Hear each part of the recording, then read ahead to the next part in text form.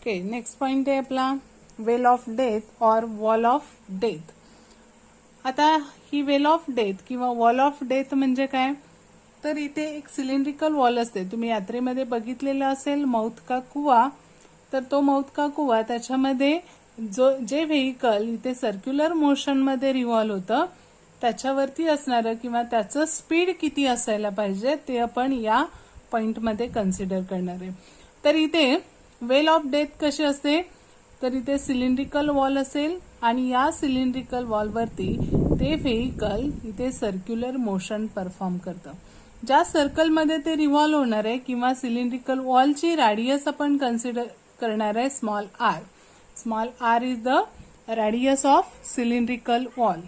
Now here we consider this is center of the circle. आता इथं जे vehicle आहे त्याच्यावरती ऍक्ट होणारे फोर्सेस आपल्याला कन्सिडर करावे लागतील. आता ज्यावेळी हा व्हेकल इथून रिव्हॉल्व होणार आहे त्यावेळी तिथे 3 फोर्सेस त्याच्यावरती ऍक्ट होतात. एक म्हणजे त्याचं जे स्वतःचं वेट आहे, ते जे वेट आहे ते वेट कोणत्या डायरेक्शनला असेल, तर डाऊनवर्ड डायरेक्शनला असेल. कारण ग्रॅव्हिटीची डायरेक्शन ही नेहमी कुठं असते, व्हर्टिकली डाऊनवर्ड असते.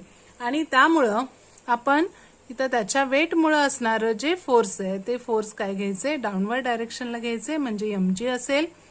आता दुसरं फोर्स म्हणजेच जर ते व्हेकल त्या वॉलच्या सरफेसवरती फोर्स एक्झर्ट करत असेल, व्हेकल जर वॉलच्या सरफेसवरती फोर्स एक्झर्ट करत असेल तर ती वॉल काय करते, त्याच्यावरती फोर्स एक्झर्ट करणार आहे आणि त्याची डायरेक्शन इकडे असणार आहे. कारण जर आपण ऑब्झर्व केलं तर समजा ही वॉल आहे आणि या वॉलवरती हे व्हेकल इथे रिव्हॉल्व होते.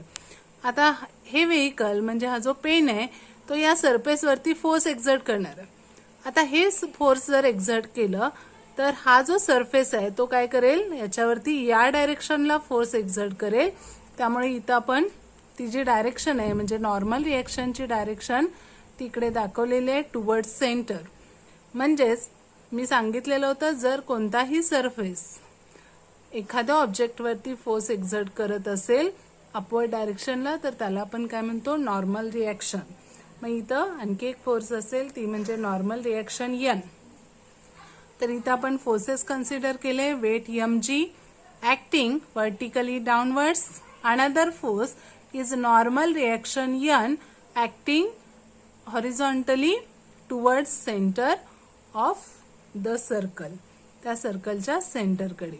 आता तिसरं फोर्स म्हणजेच आपल्याला माहिती आहे जर एखाद्या सरफेसवरती आपण दुसरा ऑब्जेक्ट ठेवला आणि त्याला जर मोशन दिली तर त्या मोशनला अपोज करणारं एक फोर्स तिथे प्रेझेंट असतं जे 2 सरफेसच्या कॉन्टॅक्टमध्ये असणार आहे, त्याला आपण म्हणतो फोर्स ऑफ फ्रिक्शन. मग इथे ज्यावेळी व्हेकल इथे रिव्हॉल्व होतं त्यावेळी ते व्हेकल इथे स्लाइड होऊ नये म्हणजे खालच्या बाजूला येऊ नये त्याच्यासाठी या 2 सरफेसमध्ये प्रेझेंट असणारं जे फोर्स आहे ते फोर्स कोणतं असेल, तर force of static friction Fs त्याची डायरेक्शन असते व्हर्टिकली अपवर्ड. म्हणजे तिथं 3 फोर्सेस आले, weight mg, normal reaction n, as well as force of static friction Fs which is acting vertically upward direction, which is acting in vertically upward direction. आता हे 3 forces आपण consider केले. या तिन्ही forces वरून आपल्याला आता इक्वेशन्स लिहिता येतील. इथे जर आपण ऑब्झर्व केलं तर हे जे फोर्स आहे Fs त्याच्या अपोजिट डायरेक्शनला कोणतं फोर्स आहे, mg. त्यामुळं इथे Fs ला mg बॅलन्स करणार आहे. त्यामुळे इथे आपल्याला रिलेशन मिळेल mg is equal to Fs. We consider this is equation 1. mg is equal to Fs म्हणजेच फोर्स ऑफ स्टॅटिक फ्रिक्शन. आता त्याच्यानंतर ही जी नॉर्मल रिएक्शन आहे त्या नॉर्मल रिएक्शनची डायरेक्शन कुठे आहे, it is toward centre and along radius of the circle. मग जर along radius असेल, toward centre of the circle असेल, then that force is the centripetal force. ते फोर्स कोणता असेल, सेंट्रिपेटल फोर्स असेल. आणि त्याच्यासाठी फॉर्म्युला आपल्याला माहिती आहे. त्यामुळे इथं n हे सेंट्रिपेटल फोर्स रिप्रेझेंट करतं. That's why we can write here n is equal to mr omega square or is equal to mv square by r. mr omega square or mv square by r. This is equation 2. म्हणजेच इथं आपल्याला हे equation 2 मिळेल आणि equation 1 आपल्याला मिळालेलं आहे mg is equal to fs आणि इथे दुसरं इक्वेशन आपल्याला मिळालं ते म्हणजे n is equal to mr omega square or mv square by r because it represent centripetal force. आता हे जे फोर्स ऑफ स्टॅटिक फ्रिक्शन आहे ते आपण काल बघितलेलं होतं. Limiting force of static friction म्हणजे मॅक्झिमम फोर्स. हे जे फोर्स ऑफ स्टॅटिक फ्रिक्शन आहे हे नेहमी इक्वल किंवा greater than mu s into N असायला पाहिजे. म्हणजेच म्यूएस म्हणजे कोएफिशियंट ऑफ स्टॅटिक फ्रिक्शन आणि mu s is equal to F S upon N. हा फॉर्म्युला मी काल तुम्हाला सांगितलेला होता. Mu s is equal to F S upon N और we can write here F S is equal to mu s into N. पण हे जे फोर्स ऑफ स्टॅटिक फ्रिक्शन आहे हे नेहमी कसं असतं F S is always less than और equal to mu s into N. हा जो फॅक्टर आहे म्यूएस इंटू एन त्याच्यापेक्षा हे लेस असेल किंवा इक्वल असेल. मग जर एफएस लेस दॅन और equal to mu s into N हा फॉर्म्युला आपण कन्सिडर केला आणि इक्वेशन 1 आणि इक्वेशन 2 मधल्या व्हॅल्यू आपण याच्यामध्ये सबस्टिट्यूट केला तर आपल्याला स्पीड ऑफ व्हेकल मिळेल. मग त्याच्यासाठी एफएस ची व्हॅल्यू आहे mg. It is less than और equal to this mu s into N. N ची व्हॅल्यू आहे इथं mv स्क्वेअर बाय आर म्हणजे mu s into mv square by R. आता हे m आणि हे m कॅन्सल होईल. We get here g less than और equal to mu s into v square by R. और वी कॅन राईट हियर